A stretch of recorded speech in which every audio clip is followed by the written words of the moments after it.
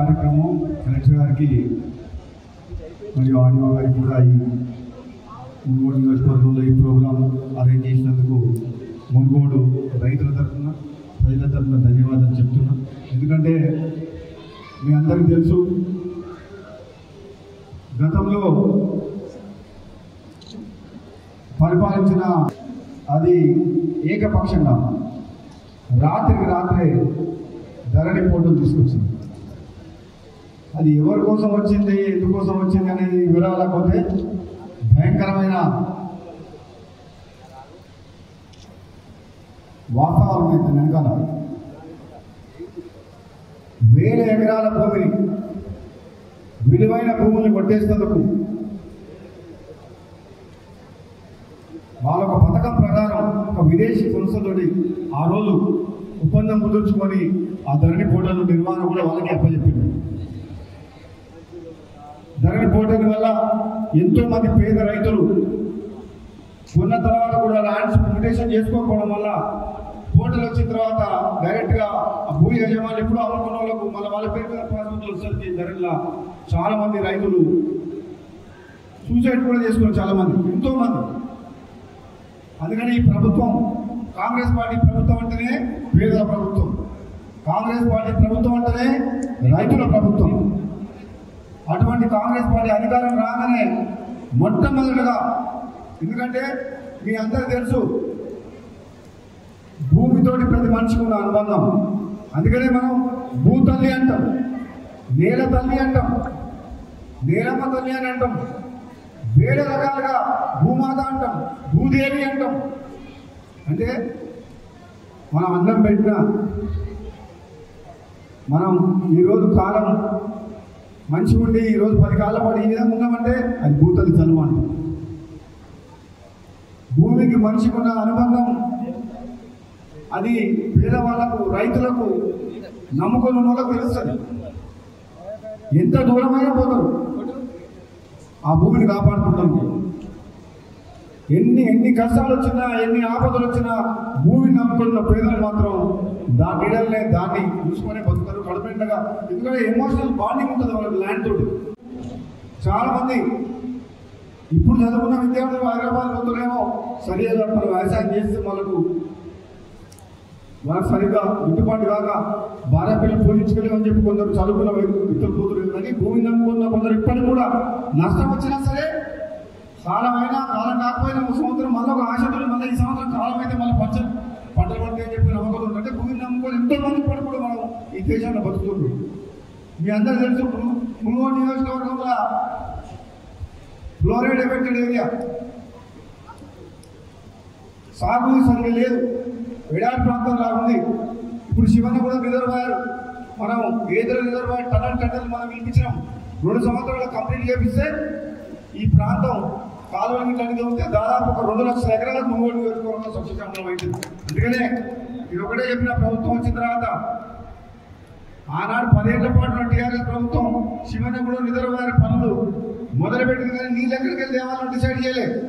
Congress party ప్రభుత్వం వచ్చిన తర్వాత ఏదో దగ్గర నుంచి టన్నల్ ద్వారా 16 కిలోమీటర్ టన్నల్ దొరికిన తర్వాత 12,000 కోట్ల టెండర్లు కూడా పిలిపించి అగ్రిమెంట్ కూడా అయిపోయింది. ఇప్పుడు వర్క్ కూడా స్టార్ట్ అయింది. వచ్చే 2 సంవత్సరాలు కంప్లీట్ చేయించడానికి వేరే పని లేదు.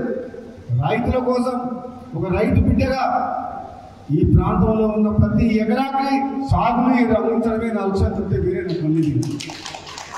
ఎందుకంటే నీళ్లుంటే మనుషులు కాదు, పశువులు, పక్షులు ప్రతి ఒక్కరు కూడా సంతోషంగా ఉంటారు, బతుకులు. నీళ్లు ఉండాలి, నీళ్లుంటేనే ఆ భూమికి అందం, ఆ ప్రాంతం అంతా కరకలాడుతూ సస్యశ్యామలంగా ఉంది. అందుకని ఈ ప్రాంతాన్ని సస్యశ్యామలం చేసుకోవాల్సిన బాధ్యత రాబోయే 3.5 ఏళ్ళు నిద్రపోవద్దు.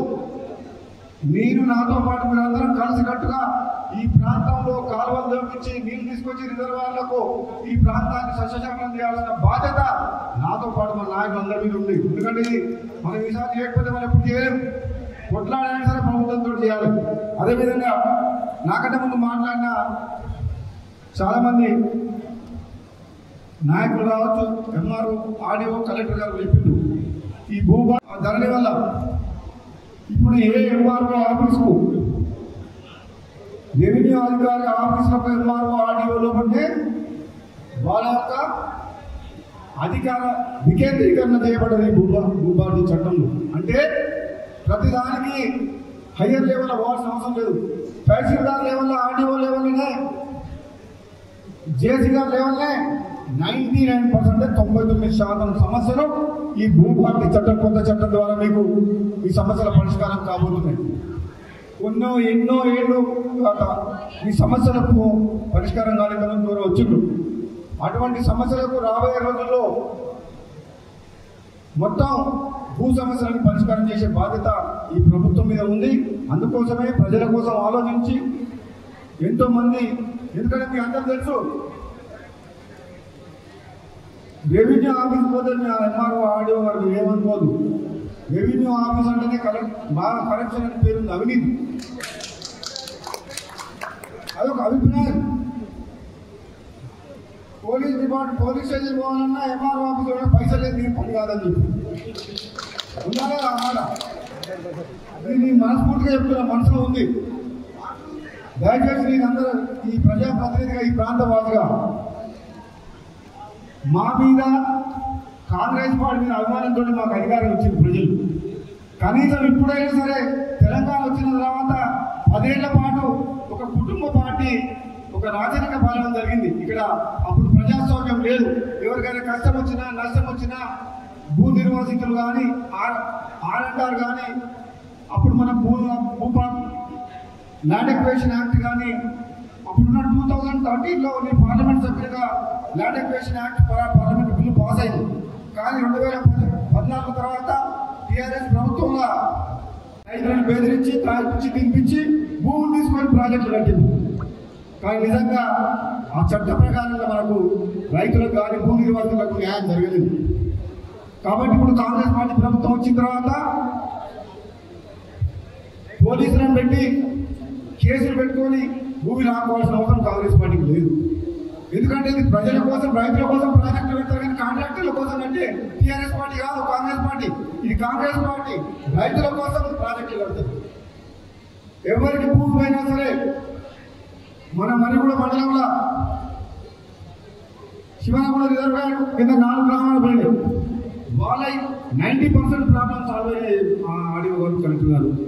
కానీ ఇంకొక 10% కొందరు మాకు ఆర్ఎండ్ఆర్ రాలేదని, ఇళ్ళ సమస్యలు ఇప్పుడు మీరు చింతపల్లి కాడ మీరు చొడ చేసింది. కానీ ఎప్పుడో చేయాలి. మామూలుగా అయితే ల్యాండ్ ఎక్విజిషన్ 90% అయిన తర్వాత టెండర్లు ఇవ్వాలి.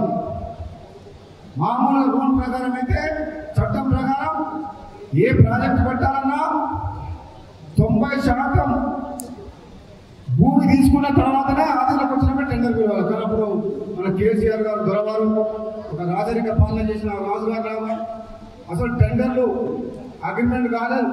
కాంట్రాక్టర్ వచ్చిండు, ల్యాండ్ ఎక్విజిషన్ లేదు, నోటీసులు లేదు. బాగా మేఘాల మీద ల్యాండ్ భూములు తీసుకున్నారు. కరెక్ట్ కాలేదు. మల్లన్న సాగర్ కావచ్చు, శివనగూడెం కావచ్చు, లక్ష్మణపురం కానీ, అది మాత్రం ఒక ప్రొసీజర్ ప్రకారం పోలేదు.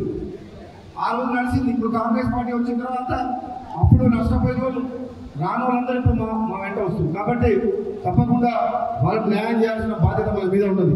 అదేవిధంగా మీకు కొన్ని అంశాలు చెప్తే ఎక్కువ చెప్పుకోను. ఎందుకంటే మీ అందరికీ ఇప్పటికే నాకంత ముందు మాట్లాడే వాళ్ళు